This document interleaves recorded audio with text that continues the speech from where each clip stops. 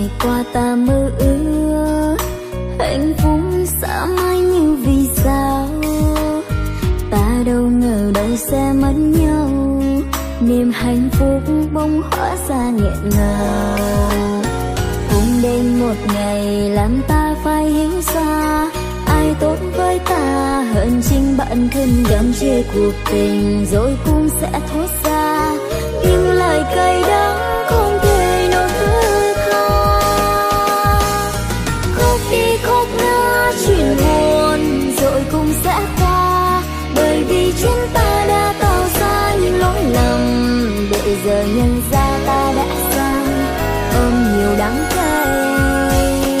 Gạt hết nước mắt rơi rơi có sao những nỗi buồn vào trong tim, từng cũng có nỗi đau nhưng cảm xúc nghẹn ngào. Giờ đây khi hiểu ra rằng không thể thứ tha cho một người làm ta bị tổn thương.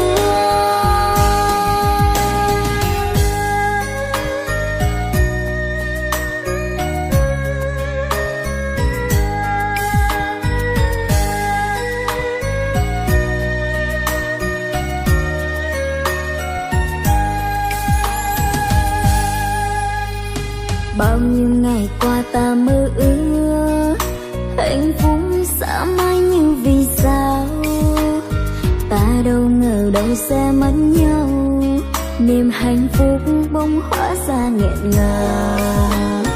Cùng đến một ngày làm ta phải hiểu ra ai tốt với ta hơn chính bản thân mình, chán chê cuộc tình rồi cũng sẽ thốt ra những lời cay đắng không thể nào thứ tha. Khóc đi khóc nữa chuyện buồn rồi cũng sẽ qua, bởi vì chúng ta đã tạo ra những lỗi lầm để giờ nhận ra ta đã sai ôm nhiều đắng cay. Gạt hết nước mắt rơi rơi có sao những nỗi buồn vào trong tim, từng cũng có nỗi đau nhưng cảm xúc nghẹn ngào. Giờ đây khi hiểu ra rằng không thể thứ tha cho một người làm ta bị tổn thương. Khóc đi khóc nữa chuyện buồn rồi cũng sẽ qua, bởi vì chính ta đã tạo ra những lỗi lầm để rồi nhận ra